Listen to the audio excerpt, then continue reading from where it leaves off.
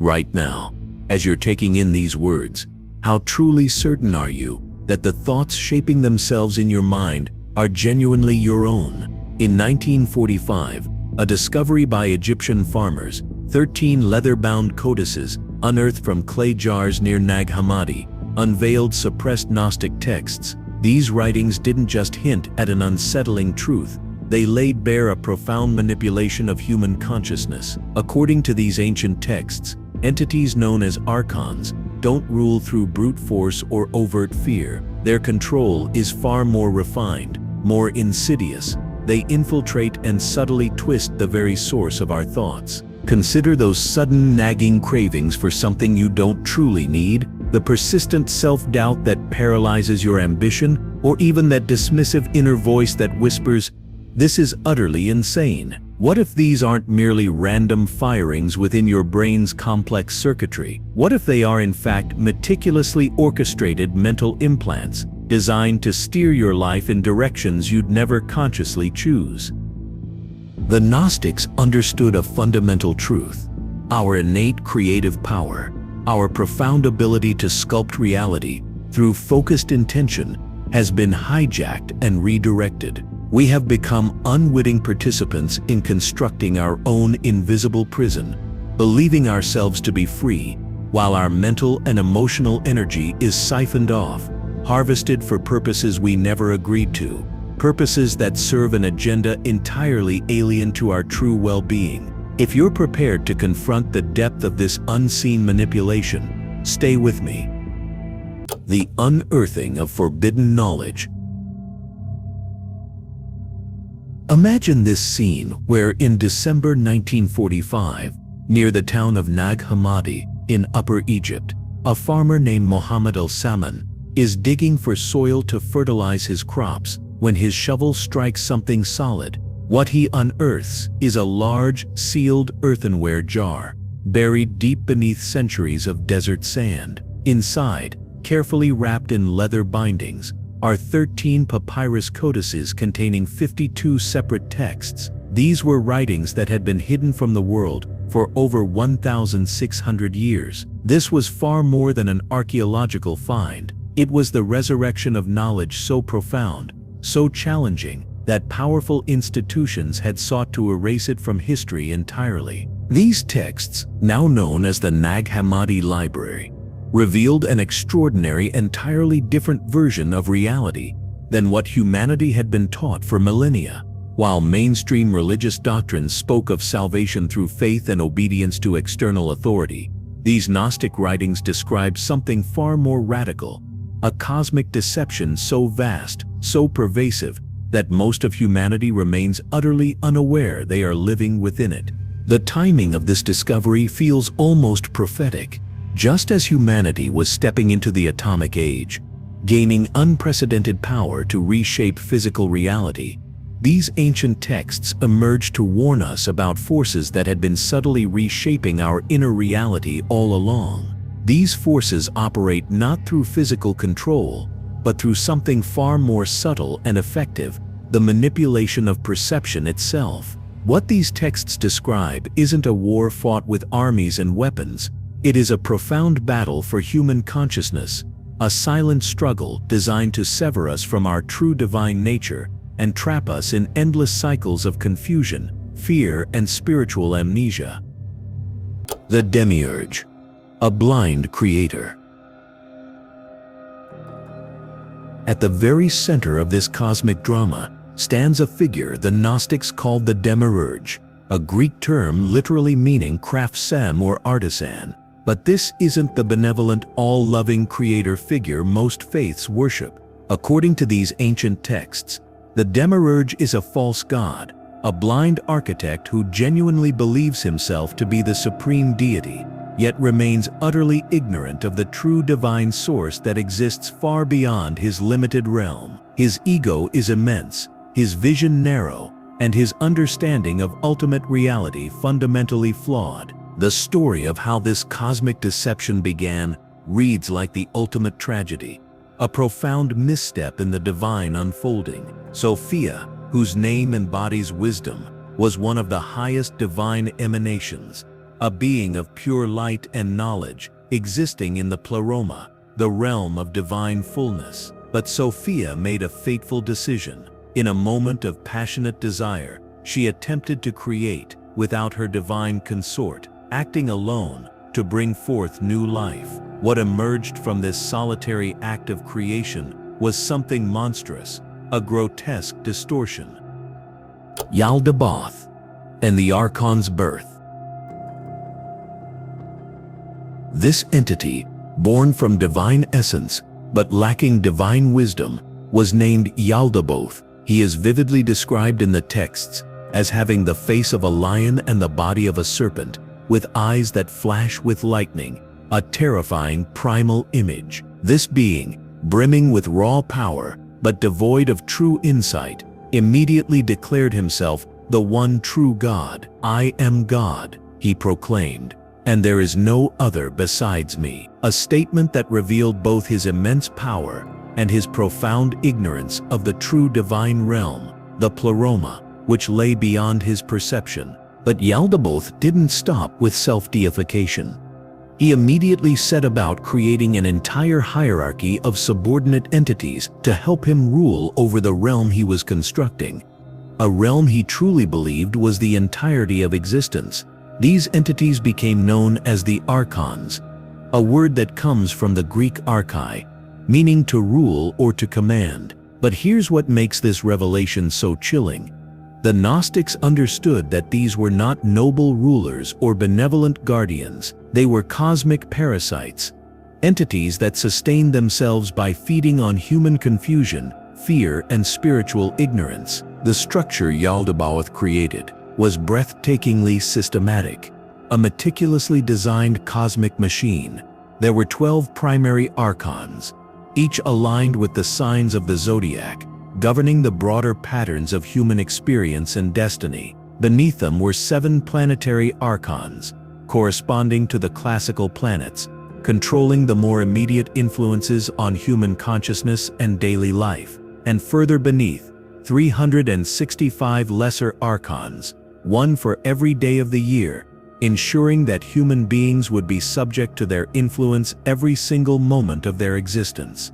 This creates what the texts describe as a vast cosmic prison, a kind of spiritual trap designed to ensnare human souls in endless cycles of time, illusion, and control. Every day, every month, every year becomes part of an elaborate system designed to keep us distracted from our true divine nature and focused instead on the material realm, the very realm the Archons can manipulate. Psychic infiltration. But here's what makes the Archons truly insidious. They don't need to control the external world if they can control the internal world of human consciousness. They operate through what we might call psychic infiltration, implanting thoughts, emotions, and desires that feel completely natural to us, completely our own, but actually serve their agenda of keeping us spiritually asleep. Think about how this connects to what we explored earlier about thoughts that may not truly be our own. The Gnostic texts provide a framework for understanding exactly where these foreign thoughts might be coming from and why they consistently lead us away from inner peace and spiritual awakening. The early Christian church authorities recognized immediately how dangerous this knowledge was to their growing institutional power. If people understood that the God demanding their obedience might actually be a false deity, if they realized they carried a divine spark within themselves that needed no intermediary, the entire structure of religious authority would crumble. So they did what powerful institutions have always done when faced with inconvenient truths. They declared it heretical. Libraries were burned. Teachers were silenced. The Gnostic communities were systematically destroyed, their texts hidden away or obliterated, except for those precious few that were buried deep in the Egyptian desert, waiting 16 centuries for the right moment to resurface. This pattern of suppressing transformative knowledge continues today, often under different guises. What the Nag Hammadi texts ultimately reveal is that the battle for human consciousness is far older and more sophisticated than most people imagine. The Archons have had millennia to perfect their methods of control, and they've discovered something crucial. The most effective prison is one where the prisoners don't even realize they're imprisoned. This is why the knowledge contained in these ancient texts was considered so dangerous. It doesn't just challenge specific religious doctrines, it reveals the entire matrix of control that keeps humanity trapped in spiritual ignorance. And once you begin to see the bars of the cage, you can start looking for the key to unlock it. The unseen walls of the maze. The question now becomes, if these entities have been influencing human consciousness for thousands of years, how exactly do they operate in our modern world? How have they adapted their ancient methods to contemporary life? That's what we need to explore next. When you're trapped in a prison with walls you cannot see, how would you even know to look for the exit? This is the profound genius of Archonic manipulation. It operates in the realm of consciousness itself, where the boundaries between your authentic thoughts and their manufactured suggestions dissolve into indistinguishability. Modern neuroscience has finally begun to catch up to what the Gnostic texts revealed centuries ago. Perception literally shapes reality. When you change the lens through which you view the world itself transforms. The Archons understood this fundamental principle long before our brain imaging technology could map neural pathways. They recognized that controlling perception means controlling experience, and controlling experience means controlling the person. Picture yourself standing in a perfectly silent library, absorbed in reading, when suddenly a faint whisper brushes past your ear. You turn, but no one is there. That whisper didn't come from outside. It emerged from within the field of awareness itself. This is how psychic interference operates, not as a foreign invasion, but as an energetic distortion that feels natural, even familiar. The Archons have mastered the art of mimicry. They don't announce themselves with booming voices or dramatic visions. Instead, they slip their suggestions into the stream of your inner dialogue so seamlessly that you mistake their voice for your own. That sudden wave of self-doubt before you take a risk. The crushing sense of inadequacy that surfaces just as you're gaining confidence. Those intrusive thoughts telling you that you're not smart enough, attractive enough, or worthy enough. Where exactly do these come from? Think about the last time you experienced one of these moments. You were probably feeling good, maybe even powerful, when suddenly this negative thought appeared, seemingly from nowhere. It felt like your thought carried your mental signature, used your internal vocabulary. But did it really originate from your authentic self, or was it something else wearing your mental clothing? Energetic parasites. The Archons operate through specific frequencies of fear, each one designed to lower human vibration and create what we might call emotional signatures. When you're vibrating at these lower frequencies, your consciousness becomes more porous, more susceptible to influence. It's like tuning a radio. Certain emotional states tune you directly into their broadcasting station. They've identified the primary emotional doorways that grant them access: anger, envy, guilt, and shame. Notice how time spent marinating in these states seems to generate more of the same. Anger breeds more anger. Guilt multiplies guilt. This isn't accidental. These emotions create feedback loops that keep the doors of consciousness wedged open. But their most sophisticated operation targets the collective mind itself. Rather than manipulating individuals one by one, they shape entire cultures, systems, and belief structures so subtly that people believe they're making free choices while walking exactly where the Archons want them to go. It's like being a fish who thinks it's choosing its direction while swimming in a current that carries it downstream. Consider the phenomenon of endless chasing that defines much of modern life. Billions of people wake up each day consumed by the need to acquire, achieve, and accumulate. They chase happiness through purchases, validation through achievements, fulfillment through relationships. always seeking satisfaction out there in the next upgrade, promotion, or experience. But here's the question that cuts to the heart of it. Is this hunger natural, or has it been programmed? Watch how this works in practice. You buy something you've wanted, and for a brief moment, you feel satisfied. But then, almost immediately, that satisfaction fades, and the hunger returns, now focused on the next object, the next goal, the next fix. This isn't the natural rhythm of human desire. It's the signature of artificial programming, designed to keep you perpetually reaching outward instead of looking inward, where your actual power resides. The Archonic strategy of distraction operates like a master magician's misdirection. Keep humanity scattered through endless noise, manufactured conflicts, and desires that can never truly be fulfilled. When people are exhausted, divided, and overstimulated, they become remarkably easy to guide. More importantly, they become easy to feed upon, because that's what the Archons fundamentally are: energetic parasites. They harvest the specific frequencies that humans radiate when spiraling into fear, shame, anger, or desperation. These emotional states generate a kind of psychic nutrition that sustains their existence. The more humans they can keep trapped in these lower vibrational states, the more abundant their food supply becomes. The trap within the trap.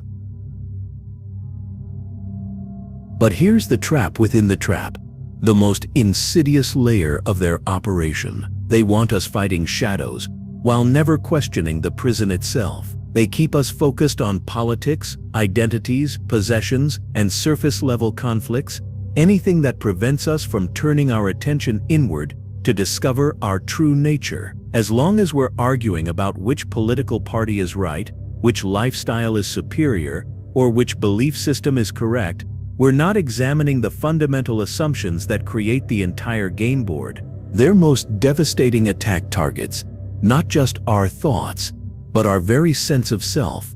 They work tirelessly to keep us doubting our worth, comparing ourselves to others, and always looking outward for validation, meaning, and power. Because they know something that most humans have forgotten.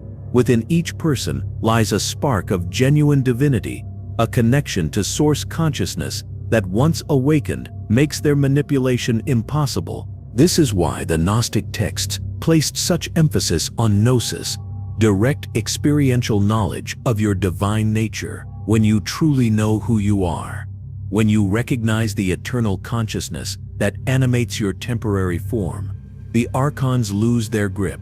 Their whispers become obviously foreign. Their suggestions lose their persuasive power. Their entire system of control crumbles in the face of authentic self-knowledge. The invisible prison only works as long as the prisoners don't realize they're imprisoned. But once you see the bars, once you understand the mechanisms of control, the door begins to swing open. And that's exactly what we're going to explore next. How to recognize these influences in real time and reclaim the sovereignty of your own consciousness. The temporal prison. Picture this. You're walking through what you think is an open field, but you're actually inside the world's most sophisticated maze. The walls are invisible, made not of stone or hedge, but of time itself. Every path you think you're choosing freely leads exactly where the architects intended.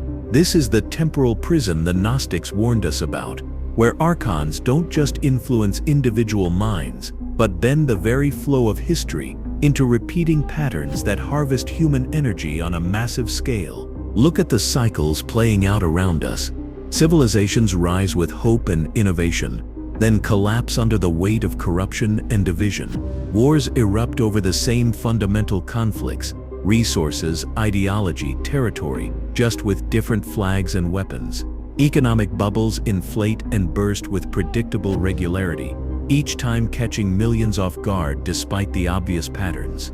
The Gnostic texts describe this as the Archon's mastery over Chronos, linear time, which they manipulate like a film editor, splicing together scenes to create a desired narrative. The Apocryphon of John reveals something chilling about their methods. They cast a spell upon the eyes of Adam and Eve, so that they might not perceive their nakedness. This isn't just about the biblical story, it's describing how Archons create false appearances that keep us from seeing our true situation. They are masters of illusion, not creation. They can't make something from nothing, but they can twist existing truth into unrecognizable forms. Consider how this plays out in our spiritual seeking. Over thousands of years, every authentic mystical tradition has been systematically infiltrated and corrupted. Ancient texts get translated with key passages altered or removed entirely. Sacred symbols are inverted, the pentagram flipped upside down, the swastika stolen and perverted, the cross transformed from a symbol of transcendence into one of suffering and guilt. Mystery schools that once taught direct divine connection become hierarchical institutions, demanding obedience to human intermediaries. The pattern is always the same. Take something that connects people to their inner divine spark and twist it into something that makes them dependent on external authority. Original Christianity, with its emphasis on the kingdom of heaven within, becomes a religion of sin and salvation through priests. Buddhism's teaching of inner awakening gets packaged into endless rituals and devotions to statues. Even modern spirituality falls into the trap. Ancient practices get commercialized into weekend workshops. Meditation becomes an app you subscribe to, and yoga transforms from a complete spiritual science into a fitness trend. Spiritual junk food. This corruption is strategic beyond measure. The fastest way to keep someone asleep isn't to deny them spiritual food entirely. It's to give them spiritual junk food that satisfies the hunger without providing real nourishment. Walk into any bookstore's spirituality section, and you'll find shelves of spiritual fast food, books promising instant enlightenment, courses guaranteeing manifestation success, and teachers selling the secret to awakening for $997. All of it keeps seekers looking everywhere, except the one place Archons cannot reach: the divine spark within their own consciousness. The emotional energy harvested from this deception is enormous. Millions of sincere seekers spend decades following teachers, buying courses, attending seminars, collecting crystals, learning new mantras, anything except sitting quietly and connecting directly with their own inner knowing. The frustration, the hope followed by disappointment, the constant seeking without finding, it all generates exactly the kind of emotional turbulence that feeds archonic systems. But here's where their fundamental weakness shows. Their entire power structure depends on unconscious human consent. They need us to believe their stories. The moment we stop believing that we're powerless, separate, or dependent on external sources for our spiritual connection, their influence begins to crumble. This is why the Nag Hammadi texts were buried for 16 centuries, not by accident, but because they contain the antidote to archonic deception. The texts reveal that Archons operate through what Gnostics called counterfeit spirits, false inspiration that mimics authentic spiritual experience, but leads to dead ends. Real gnosis, direct knowing, can't be packaged, sold, or institutionalized. It arises spontaneously when we stop looking outside ourselves for what was never lost. The divine spark isn't something we need to earn, achieve, or have activated by someone else. It's our fundamental nature, temporarily obscured by the stories we've been told about our limitations. This is why breaking the story begins to break the spell. When enough individuals see through the illusion of separation and scarcity, the collective timeline itself starts to shift. New possibilities emerge that weren't available, while we remain trapped in the old narrative patterns. It's not just personal liberation, it's collective transformation of the reality matrix itself. You can see this happening now, as more light floods the planet. As more people wake up to the manipulation, watch how the systems double down with increased noise, division, and distraction. The mainstream media becomes more hysterical. Social media algorithms push more extreme content, and artificial crises multiply. This isn't random chaos. It's a desperate attempt to maintain control as the grip weakens. The Archons' greatest fear isn't our anger or rebellion. It's our indifference to their illusions.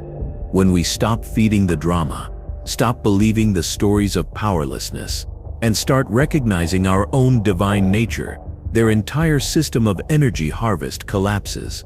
That's the real architecture of control. Not physical force, but the unconscious agreement to participate in our own imprisonment.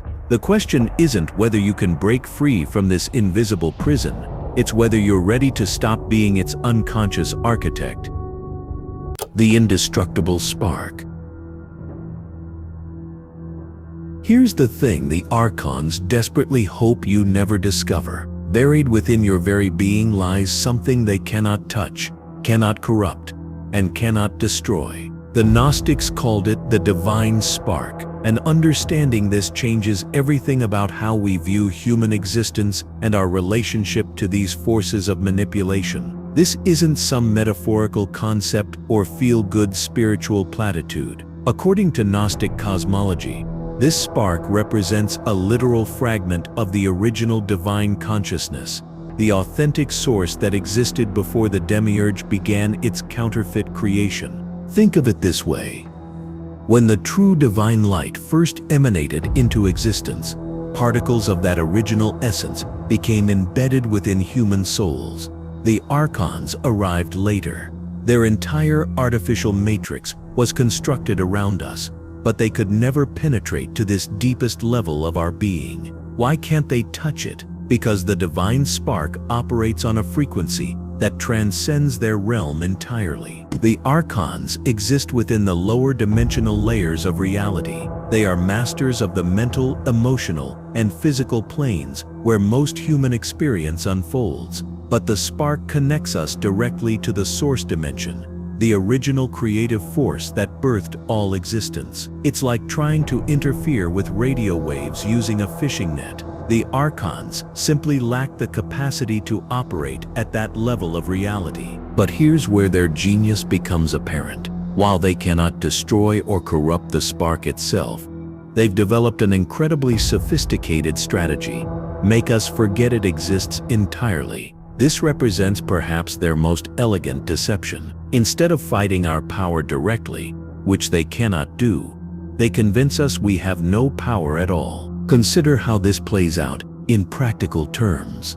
The spark manifests in those moments when you experience something that feels undeniably real and true, yet cannot be explained by conventional understanding. Maybe you felt it during a sunset that stopped you in your tracks, not because of its beauty, but because something deeper stirred within you, or in conversations where words seemed to flow through you rather than from you, carrying wisdom you didn't know you possessed. Perhaps in creative moments when ideas emerged, fully formed, as if downloaded from somewhere beyond your thinking mind. These aren't random experiences or chemical reactions in your brain. They're glimpses of your true nature breaking through the static of archonic interference. The spark communicates through direct knowing, what the Gnostics called gnosis, a form of understanding that bypasses mental conditioning entirely. It's the difference between knowing about water and actually being thirsty. This creates a crucial distinction we need to understand.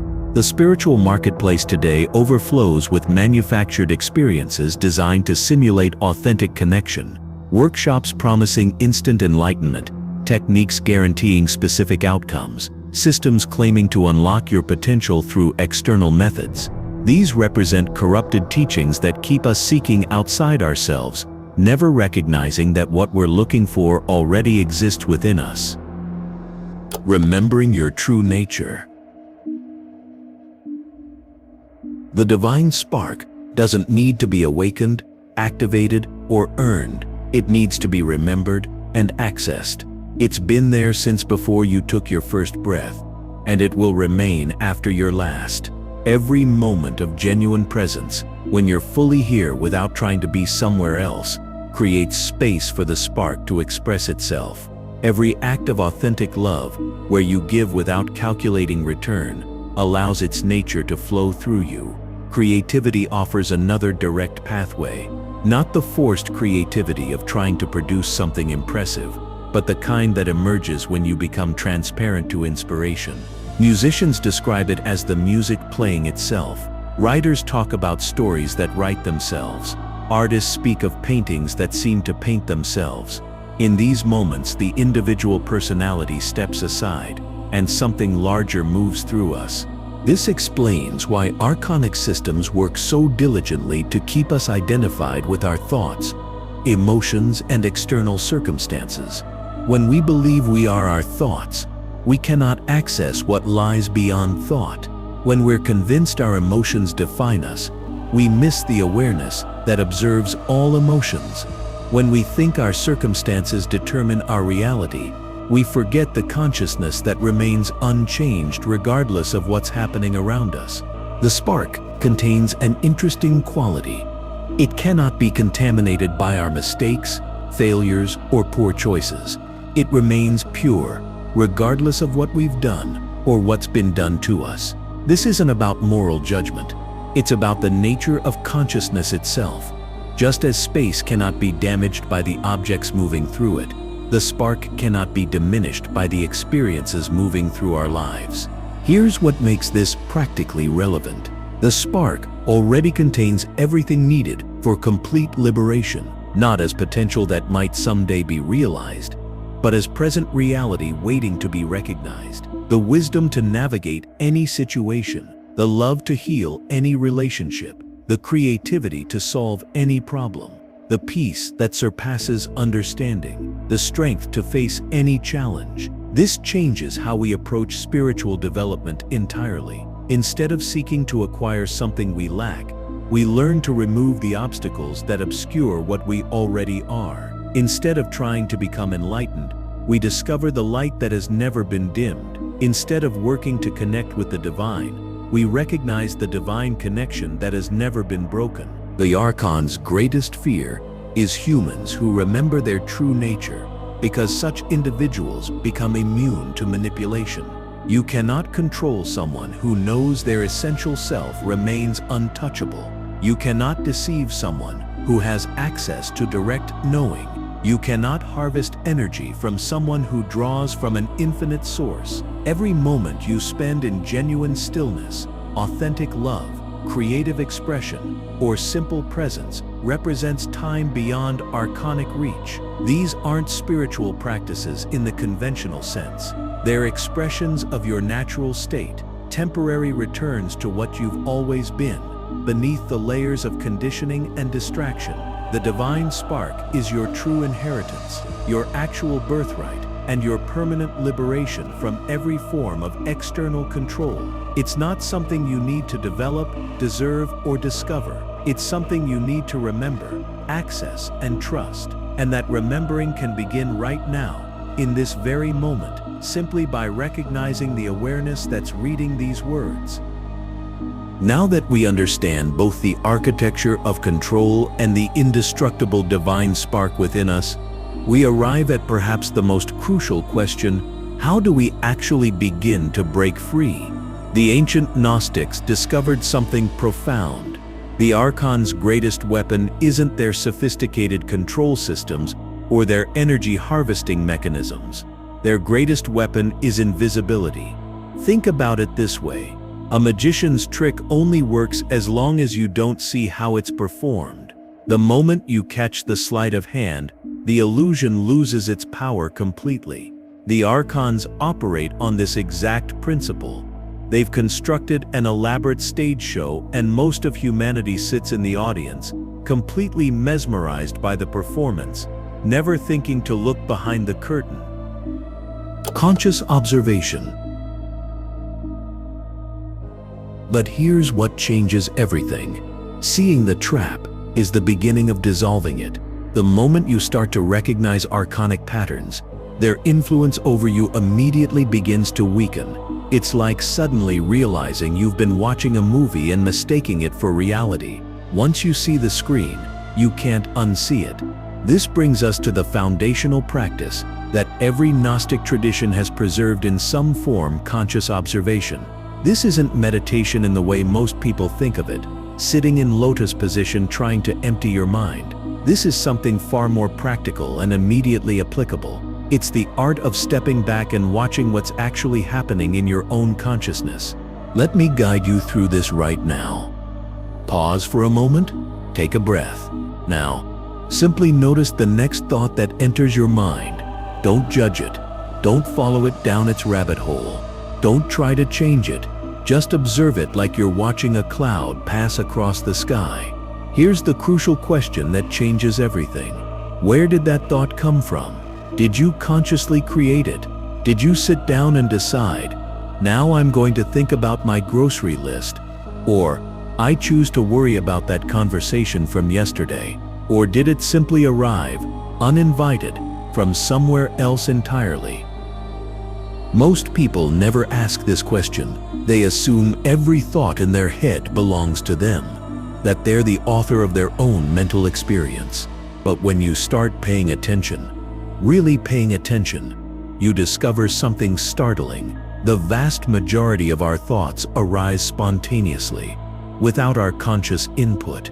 We're not thinking our thoughts. We're being thought by something else.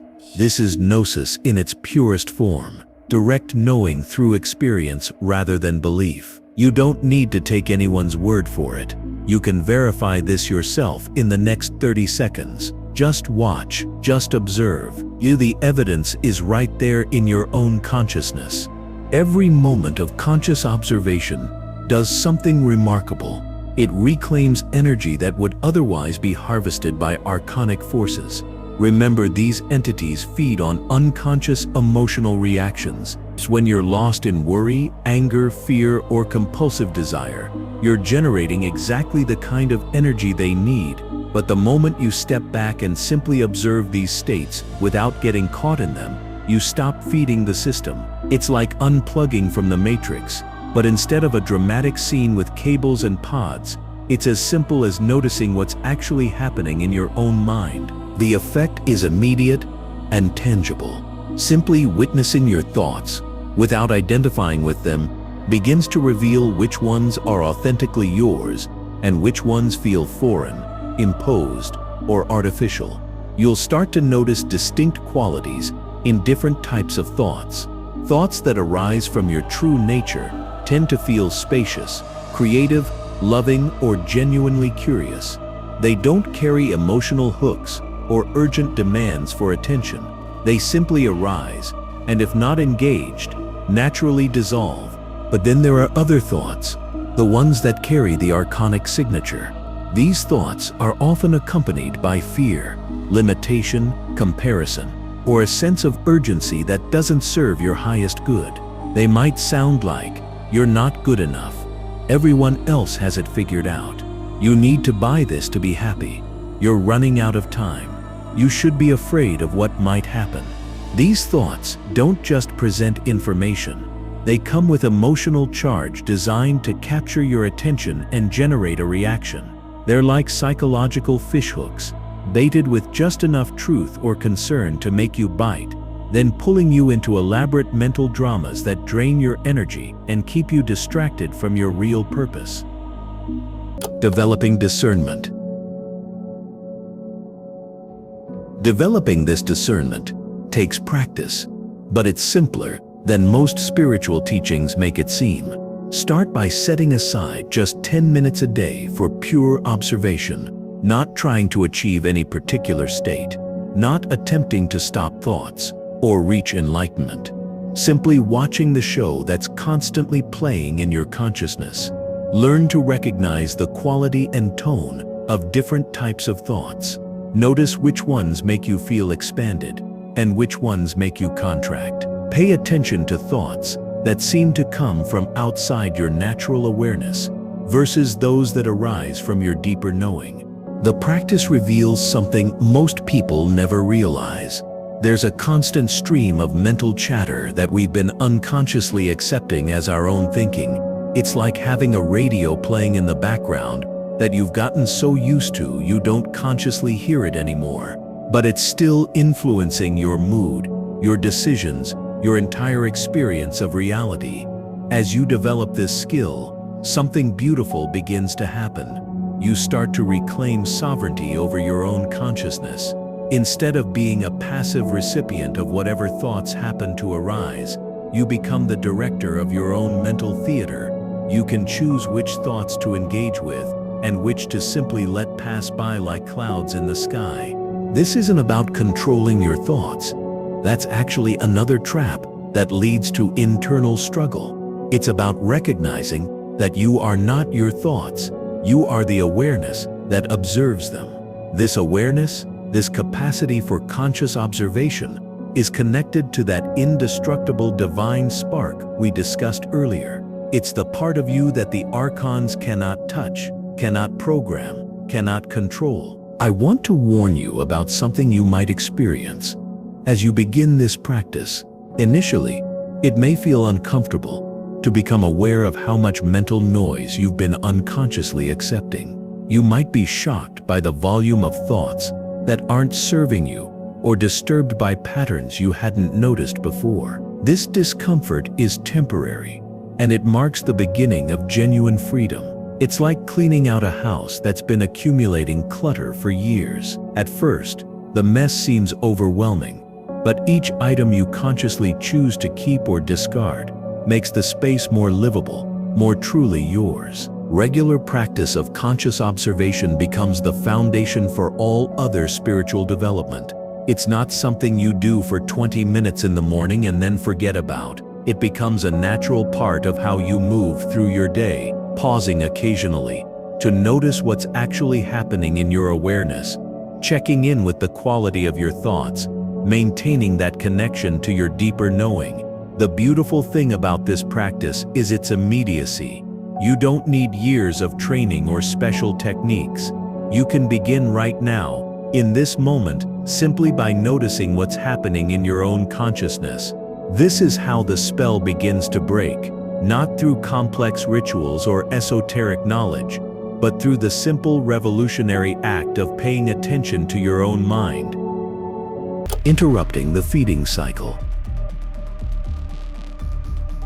Now that you understand how to observe the archonic influence and recognize your divine spark, we need to talk about something the ancient Gnostics understood intimately. These entities are energetic parasites, and they're feeding on you right now. Think about the last time you got caught in a spiral of anxiety about the future, or when you found yourself doom scrolling through social media, feeling progressively worse with each swipe. That wasn't just a bad mood, that was an active feeding session. The Archons don't need physical form to sustain themselves. They feed on the energy generated by specific emotional frequencies, particularly the lower vibrational states that keep us trapped in survival mode. Fear is their premium fuel, but it's not just any fear. It's the chronic, gnawing anxiety about things beyond our immediate control. The fear of not having enough, not being enough, not doing enough. Then there's shame, that deep sense of fundamental wrongness about who we are. Anger that turns us against each other, rather than toward understanding. Jealousy that makes us compete instead of collaborate. And despair, perhaps their favorite delicacy, the feeling that nothing we do matters and change is impossible. Here's what most people don't realize. These emotional states create actual energetic signatures, like radio frequencies broadcasting from your energy field. When you're locked in these states unconsciously, you become a beacon, drawing these parasitic influences toward you and giving them exactly what they need to maintain their hold on human consciousness. The Gnostics discovered something revolutionary about this process. Breaking free isn't about never feeling these emotions.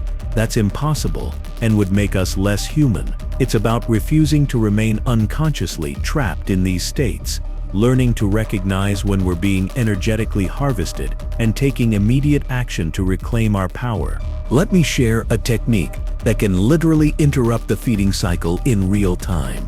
The moment you notice yourself being pulled into fear, frustration, or any of these draining emotional states, pause immediately. Don't judge the emotion or try to push it away. That just creates more resistance. Instead, place your hand on your heart and take 3 slow, deliberate breaths. With the first breath, Acknowledge what you're feeling without becoming it. I notice fear is present rather than I am afraid.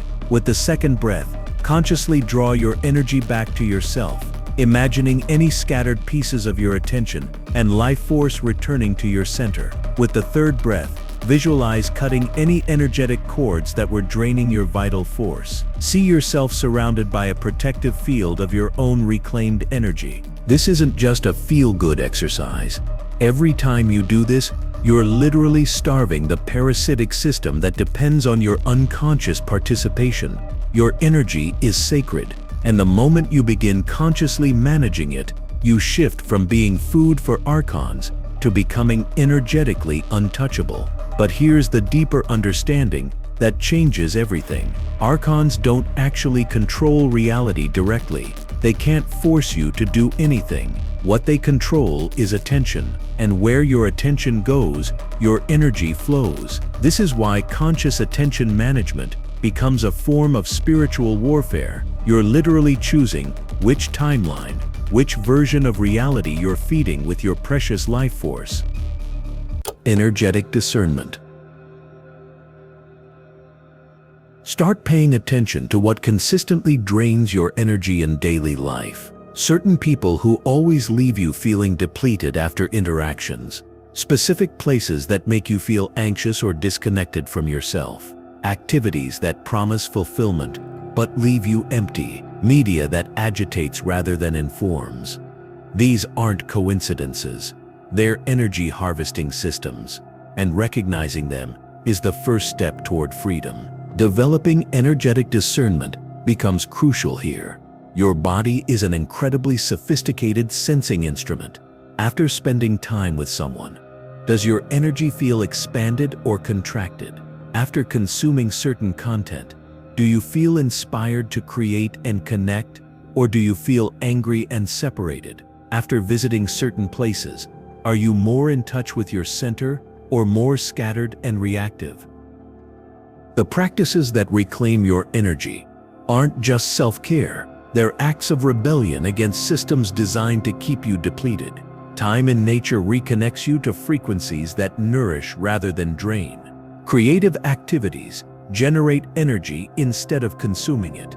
Genuine gratitude, not forced positivity, but real appreciation for what's present, shifts your entire energetic signature. Surrounding yourself with beauty, choosing uplifting content, cultivating relationships that energize rather than deplete. These become revolutionary acts. What happens when you consistently practice energy reclamation is remarkable. You begin to develop an energetic field around you that becomes increasingly resistant to archonic influence. It's like developing spiritual immunity. The parasitic frequencies simply can't find purchase in your energy field because you're no longer broadcasting on their preferred channels. There's something important to understand. As you begin this work, initially, you might feel more sensitive to negative influences, not less. This isn't a sign that the practices aren't working. It's actually evidence that your spiritual awareness is awakening. You're becoming conscious of energetic dynamics that were always affecting you, but operating below your awareness threshold. This increased sensitivity is actually a form of protection, an early warning system that helps you navigate energetic environments more skillfully. The cumulative effect of this work extends far beyond personal well-being. Each person who learns to manage their energy consciously and refuses to feed the parasitic system weakens the entire structure. Remember, the archonic influence depends entirely on unconscious participation. The moment enough humans become conscious of these dynamics and start reclaiming their energy, the whole system begins to collapse. This is why this knowledge has been suppressed and why these practices have been relegated to the margins of society. A population that understands energy management and refuses to remain in states of chronic fear and depletion cannot be controlled through the old methods. They become sovereign beings, feeding their own divine spark rather than external parasites, creating the foundation for genuine freedom. The practice of remembrance. Now that we've learned to observe our thoughts and reclaim our energy from these parasitic systems, we come to what the Gnostics considered the most essential practice of all: remembrance. But here's what most people don't understand about this ancient technique.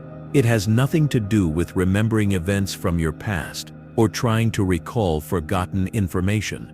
Remembrance is about returning to who you were before the programming began, before the conditioning took hold, before the archonic influence convinced you that you were anything less than divine consciousness itself.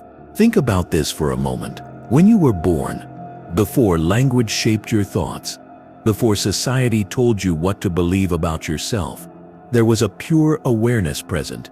That awareness is still here right now, beneath all the mental chatter, behind all the thoughts you've been taught to identify with. The Gnostics understood that this original awareness, this divine spark, never actually goes anywhere. It doesn't get damaged or corrupted. It simply gets obscured by layers of false identity. This is why remembrance isn't about achieving some special state or having mystical experiences. It's about recognizing what's already present. It's like cleaning dust off a mirror. The mirror's capacity to reflect was never lost. It was just temporarily hidden. The practice itself is deceptively simple, which is exactly why it's so powerful. Several times throughout your day, pause whatever you're doing and place your awareness in the present moment, not thinking about the present moment, not analyzing it, but actually being here now. Feel your breath moving in and out. Notice the sensations in your body. Become aware of the space around you. Most importantly, recognize the awareness that's noticing all of this. Here's the key distinction that makes this different from typical meditation techniques. You're not trying to stop thoughts or achieve any particular state. You're simply placing your attention behind your thoughts, rather than being caught up in their content. Imagine thoughts as clouds passing through the sky of your awareness. Most people identify with the clouds, but remembrance teaches you to recognize yourself as the sky. When you do this consistently, something remarkable happens. The artificial urgency that drives so much of our daily experience begins to dissolve. You start to notice how much of what felt desperately important was actually manufactured drama designed to keep you trapped in reactive patterns. The archonic influence loses its grip because it depends on you being unconscious, being identified with the stream of mental content rather than the awareness observing it. I've seen people practice this for just a few weeks and report dramatic shifts in their perception. One person told me they suddenly realized they'd been living in a constant state of low-level anxiety for years, but they'd become so accustomed to it that they thought it was normal. Through remembrance, they discovered an underlying peace that had always been available, but was hidden beneath the mental noise. The beauty of this practice is how it naturally integrates into ordinary life. You can practice remembrance while washing dishes, walking to your car, or waiting in line at the store. These mundane moments become doorways back to your true nature. Some of the most profound recognitions happen not during formal spiritual practice, but in these simple moments of returning to presence. Living from the spark.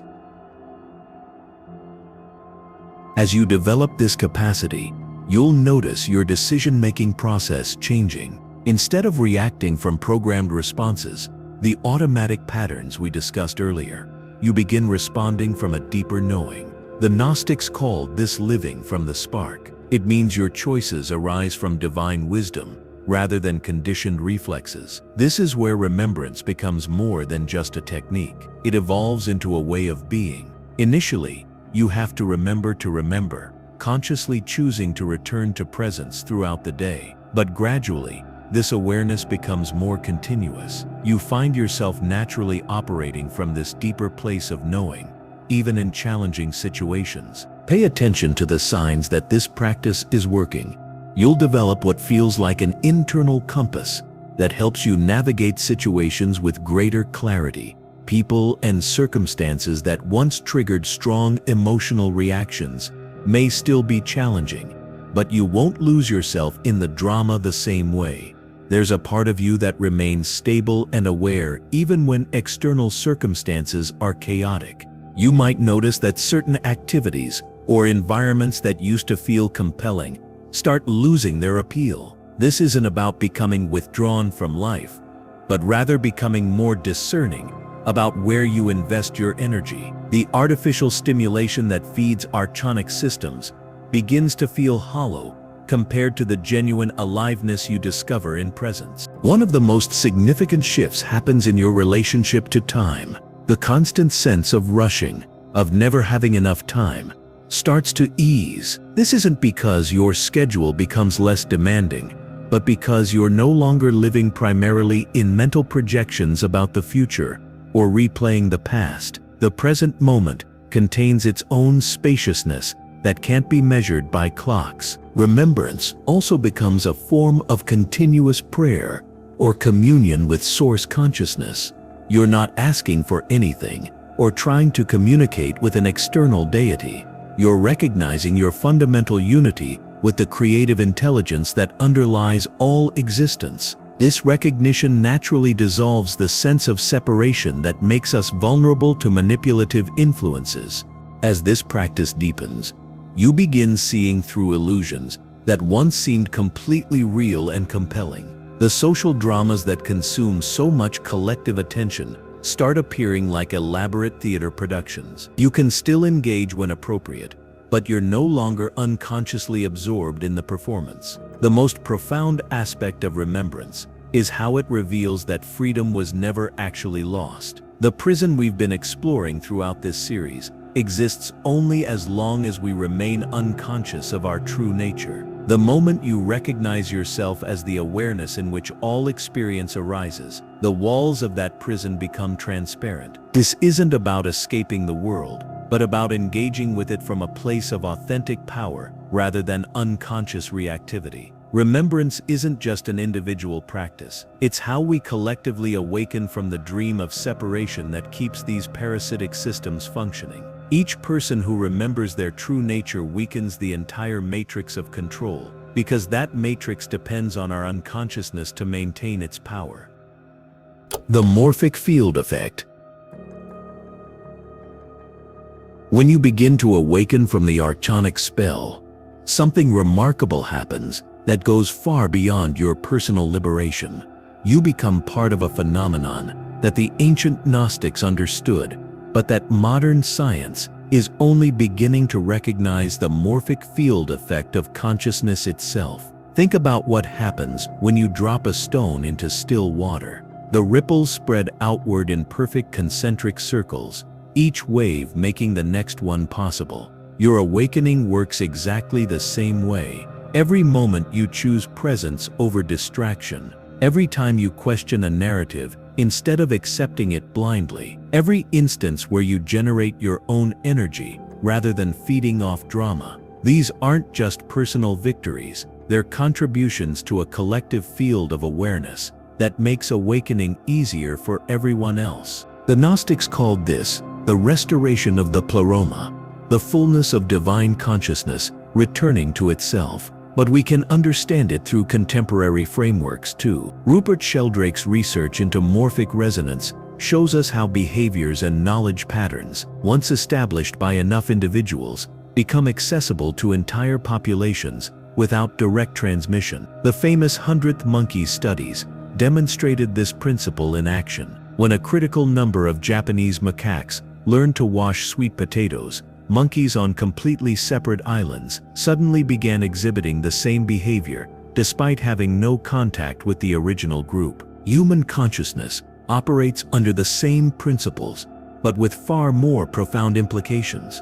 Each person who breaks free from the fear-based programming doesn't just save themselves, they literally make it easier for others to access those same states of clarity and freedom. This is why the archonic system works so desperately to prevent what researchers call critical mass awakening. We're witnessing this desperation play out in real time. Have you noticed how the pace of manufactured crisis has accelerated? How the division tactics have become more extreme, the distractions more frantic, the fear campaigns more absurd? This isn't random chaos. It's the death throes of a control system that's losing its grip on human consciousness. The signs of collective awakening are everywhere, once you know how to look. Mainstream media viewership has plummeted as people seek alternative information sources. Pharmaceutical companies are losing customers to natural health approaches at unprecedented rates. Traditional religious institutions are hemorrhaging members, while interest in direct spiritual experience skyrockets. People are leaving corporate careers to pursue meaningful work, often at significant financial cost, because they can no longer tolerate energy-draining environments. Awakening accelerators. Perhaps most significantly, we're seeing the emergence of what I call awakening accelerators, technologies and platforms that, despite being designed as control mechanisms, are actually facilitating consciousness expansion. The internet was supposed to be the ultimate surveillance and manipulation tool. Instead, it's become the greatest knowledge-sharing network in human history. Ancient Gnostic texts that were hidden in monastery libraries for centuries are now freely available to anyone with a smartphone. Suppressed research, alternative healing modalities, and consciousness-expanding techniques spread across the globe in minutes rather than decades. The Archons understand this double-edged nature of technology, which is why we see increasing censorship attempts and algorithm manipulation. But here's what they didn't anticipate. Once you've tasted authentic truth, censored information becomes more appealing, not less. When someone tries to hide knowledge from you, your divine spark recognizes this as a violation of your fundamental nature as a conscious being. This creates what systems theorists call a positive feedback loop. The more heavy-handed the control attempts become, the more people question why such control is necessary. The more people question, the more they seek alternative information sources. The more they find suppressed knowledge, the more they realize how extensive the deception has been. And the more they awaken to the deception, the more they contribute to the morphic field that makes awakening accessible to others. We may be much closer to the tipping point than most people realize. Conservative estimates suggest that when approximately 10% of a population reaches a new level of consciousness, it begins to influence the entire collective unconscious. Some researchers believe this threshold could be even lower, perhaps as little as 3 to 5%, when those individuals are actively engaged in consciousness work and connected to others doing the same. Your role in this collective awakening extends beyond your personal practice of energy reclamation and remembrance. Every conversation where you plant a seed of questioning, every time you refuse to participate in drama-feeding systems, every moment you model what authentic presence looks like, these actions contribute to the morphic field in ways you may never directly witness, but that ripple out infinitely. This is why building communities of conscious individuals becomes so crucial. When awakened people gather, whether physically or virtually, they create what researchers call coherence fields, zones of heightened awareness, that make expanded consciousness states more accessible to everyone within that field. These communities serve as beacons, demonstrating alternative ways of living and being that inspire others to question their own programming. Living as free consciousness. The most powerful thing you can do right now is continue your own awakening process while simultaneously supporting others in theirs. Share knowledge responsibly, not by forcing information on those who aren't ready, but by living in such a way that your presence itself becomes an invitation to greater consciousness. Create or join communities where authentic spiritual exploration is encouraged. Refuse to feed energy into systems designed to harvest human consciousness. As more individuals make these choices, the collective field shifts exponentially. What once seemed impossible, breaking free from millennia-old control systems, becomes not just possible, but inevitable. The Archons know this, which is why their efforts to maintain control are becoming increasingly desperate and obvious. We're living through the most significant consciousness revolution in recorded human history. Your awakening isn't just about you, it's about participating in the restoration of humanity's true nature as divine, sovereign, creative beings. Understanding the mechanics of archonic control and reconnecting with your divine spark through remembrance is profound work, but it's really just the foundation. The true transformation happens when you begin living consistently from that awakened awareness, when you stop merely knowing about your divine nature and start embodying it in every aspect of your daily existence. Living as free consciousness doesn't mean you've achieved some perfect state where you never feel challenged or confused. Instead, it means you've developed the ability to recognize when you're being pulled into reactive patterns and you have the tools to return to your center. You begin making decisions from an inner knowing rather than from the external programming that once drove your choices automatically. Transforming your life. Think about how different your life becomes when you respond to situations from love rather than fear. When your boss criticizes your work, instead of immediately defending yourself or collapsing into self-doubt, you pause and ask, what's actually happening here? You might recognize their criticism stems from their own insecurity, or you might genuinely see areas for improvement without taking it as an attack on your worth. This isn't about becoming passive, it's about responding from clarity instead of reacting from old wounds. This shift fundamentally changes how you move through the world. You're no longer seeking validation from others because you remember your inherent value. You're not trying to complete yourself through relationships, achievements, or possessions because you recognize your wholeness. When you interact with people, you're offering your authentic presence rather than performing a version of yourself you think they want to see. Your relationships transform dramatically when you operate from this foundation. Instead of unconscious patterns of codependency, manipulation, or people-pleasing, you engage with others from genuine care and respect. You stop trying to change people or rescue them from their own growth process. You offer support when asked, but you don't take responsibility for their happiness or their choices. This creates space for much deeper, more authentic connections to develop. Your work life shifts too.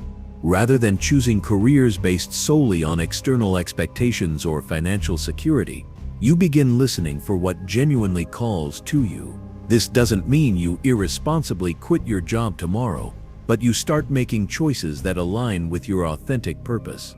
You might discover talents you never knew you had, or find ways to bring more creativity and meaning into whatever work you're doing. When you're guided by inner purpose rather than external pressure, your work becomes an expression of your divine nature rather than just a means of survival. Even mundane activities become opportunities for practicing presence. Washing dishes becomes a meditation on gratitude for nourishment. Commuting becomes time for inner reflection or conscious breathing. Grocery shopping becomes an opportunity to make choices that align with your values. Every moment offers a chance to choose consciousness over automaticity. Now I know what you might be thinking.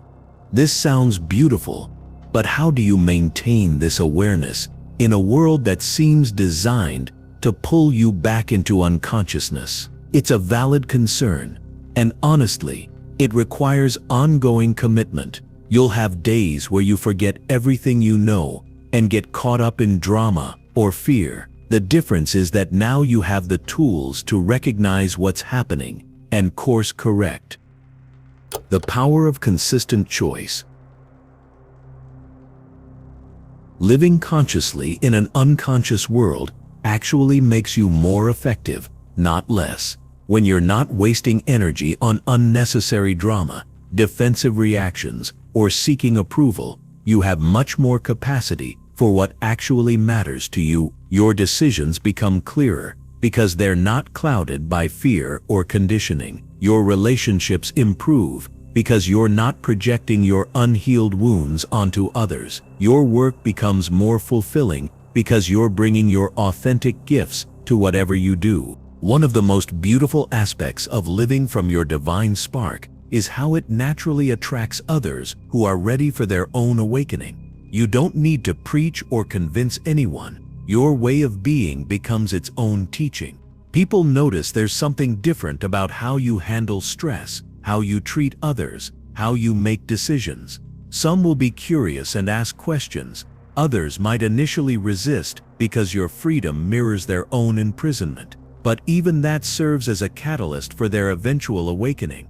You begin finding your tribe, others who are also committed to conscious living. These relationships are different from friendships based on shared complaints, entertainment, or surface-level compatibility. These are connections rooted in mutual support for each other's highest expression. You celebrate each other's growth rather than feeling threatened by it. You can be honest about your struggles without being judged or fixed. You inspire each other to keep choosing consciousness even when it's challenging. Your very existence becomes a form of service. Not because you're trying to save the world or fix everyone around you, but because you're demonstrating that another way of living is possible.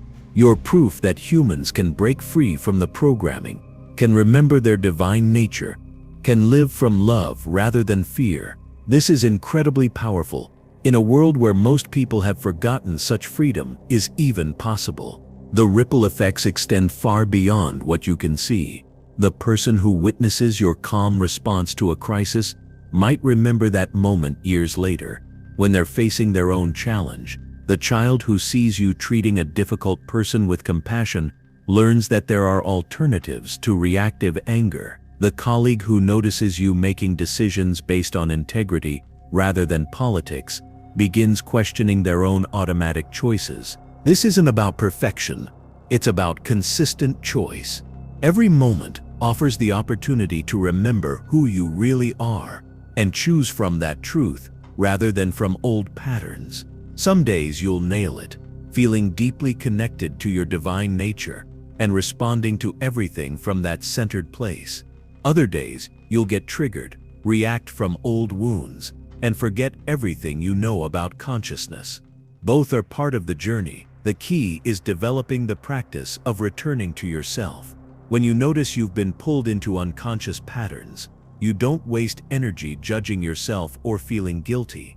You simply acknowledge what happened, learn what you can from the experience, and make a fresh choice to realign with your authentic nature. This gentle self-correction becomes second nature over time. Living as free consciousness is ultimately about embodying the truth that you are not a victim of circumstances, other people's choices, or even your own past conditioning. You are a divine being having a human experience, capable of choosing your response to whatever life presents. This doesn't mean you can control everything that happens, but it means you have complete sovereignty over how you relate to what happens. This is the vision the Archons never wanted you to glimpse. Humans living from their divine nature, making conscious choices, supporting each other's awakening, and demonstrating that freedom is not only possible, but natural. When you live this way, you become part of the collective awakening that threatens their entire system of control. You become living proof that the invisible prison can be transcended. If this exploration of living beyond archonic influence and embodying your divine nature has opened new possibilities for how you want to engage with life, I want to hear from you. Leave a comment below sharing I understood it, and let me know how this resonated with your own journey toward authentic freedom. If you found yourself drawn into the depths of this ancient wisdom, then you'll find even more to consider in our playlist on esoteric knowledge, linked in the pinned comment.